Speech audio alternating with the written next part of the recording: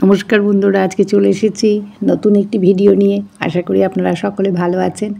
বন্ধুরা, আজকে আমি যে বিষয়বস্তুটা নিয়ে এসেছি সেটি দেখেই বুঝতে পারছেন, গোলাপ গাছ। আর এই গোলাপ গাছ এই ডিসেম্বর মাস থেকে যে ফুলটা ফুটছে সেটা কিন্তু আমরা অন্যান্য সময় এই ফুলটা পাবো না। তার জন্য এখন যদি আমরা গাছে ঠিকঠাক পরিচর্যা করতে পারি বন্ধুরা, তাহলে কিন্তু গাছ থেকে আমরা অফুরন্ত ফুল পাবো। তার জন্য বিশেষ কিছু পরিচর্যা করতে হবে। যখনই আপনার গাছে এইভাবে ফুল ফুটবে তখন কিন্তু আপনাদের গাছগুলোকে সারাদিন যেখানে রোদ থাকে অবশ্যই সেখানে রাখতে হবে। আর যদি সারাদিন রোদ না পায়, অন্তত 5 থেকে 6 ঘন্টাও রোদ পায়, সেই রকম জায়গায় রাখবেন। এবং গোলাপ গাছের জলটা কিন্তু আমরা প্রতিদিন দিতে বলবো, কেননা গোলাপ গাছ আপনার গাছ হিসাবে জলটা কিন্তু লাগবে। এবং সেই জলটা নিচ দিয়ে যাতে সহজেই বার হয়ে যায় সেটাও আগে আপনাকে লক্ষ্য রাখতে হবে। একটা ফুল হয়ে যাবার পর গাছটাকে হালকা করে একটু কাটাই ছাঁটাই করে দেবেন, কেননা একটানা ফুল আমরা গাছ থেকে পাই না। যখন আমরা অফুরন্ত ফুল পাই তারপর গাছটাকে একটু হালকা কাটাই ছাঁটাই করে দিতে হবে, কেননা কাটাই ছাঁটাই যদি না করেন তাহলে কিন্তু ওই ডালে আর কুড়ি আসবে না। কেননা নতুন পাতা আবার আপনাকে গাছে যখন নতুনভাবে এইভাবে গজাতে শুরু করবে সেখান থেকেই কিন্তু কুড়িগুলো আবার আসবে। তার জন্য হালকা কাটাই ছাঁটাইটা অবশ্যই দরকার।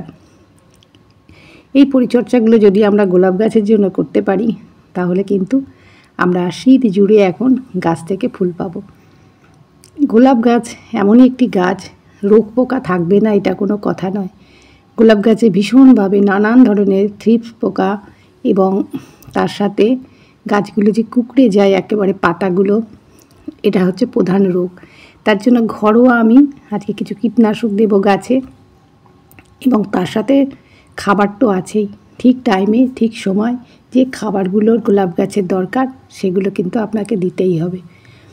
এই যে ফুলগুলো যখন হয়ে যাবে তখন কিন্তু অবশ্যই আপনারা কাটাই ছাঁটাই করে দেবেন ফুলগুলো, তাহলে আমাদের গাছটাও ভালো থাকবে। আজকে আমি রোগ পোকার জন্য যে ঘরোয়া উপাদান দুটি রেখেছি সেটি হচ্ছে খাবার সোডা আর হলুদ। এই দুটি মিশ্রণ আপনারা স্প্রে বোতলে ভরে নেবেন। আমি এখানে 1/2 চামচ খাবার সোডা আর 1 চামচ ছোটো চামচের 1 চামচ হলুদ দিয়ে স্প্রে বোতলে ভরে আপনারা ঠিক 10 দিন অন্তর একবার করে এটা স্প্রে করবেন। তাহলে আপনাদের গাছে যে সমস্ত রোগ পোকাগুলো ধরেছে সেগুলো কিন্তু সহজেই চলে যাবে। আমরা গোলাপ গাছ যখন কিনে নিয়ে আসি হয়তো একটা বছর বাঁচাতে পারি, তারপর অনেক সময় আমাদের গোলাপ গাছ মারা যায়। তার কারণ কিন্তু অনেক। গাছটা যখন কিনবেন তখন কিন্তু ভালো করে আগে দেখে কিনবেন, যেন গাছে কোনো রোগ লাগা গাছ আপনারা কিনবেন না। তারপর এই যে মাটি, তবে মাটিটাকে আমাদের অ্যাসিডিক রাখতে হবে। গোলাপ গাছ মানেই কিন্তু অ্যাসিডিক মাটি ভীষণ পছন্দ করে, আর অ্যাসিডিক মাটিতেই কিন্তু আমাদের গাছটা ফুল আমরা বেশি পাই। তার জন্য আমি আজকে ফিটকিরি রেখেছি। এই ফিটকিরিটাকে আপনারা চূর্ণ করে নেবেন, নিয়ে টবের মাটিতে অল্প একটু টুকরো আমরা দিয়ে রেখে দেব।